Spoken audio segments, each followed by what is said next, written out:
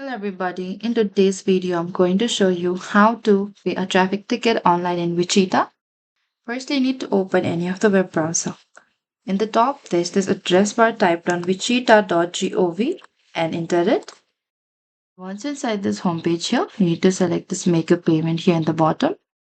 And after that you need to scroll a bit down here and select this court citation and ticket. So over here what you need to do is you need to type down a citation number here or your case number and you can continue. Then you can follow the on-screen instruction. You can review the ticket and the amount due. And after that, you can pay online using a Visa, MasterCard, or the electronic check. And after that, you can save your payment confirmation. And there is $1 non-refundable convenience fee for the online payments. And that is it. That is how you can pay a traffic ticket online in Wichita. Thank you for watching this video. I hope this video was helpful. If you have any queries or confusion, please comment down below and we will reach out to you very soon.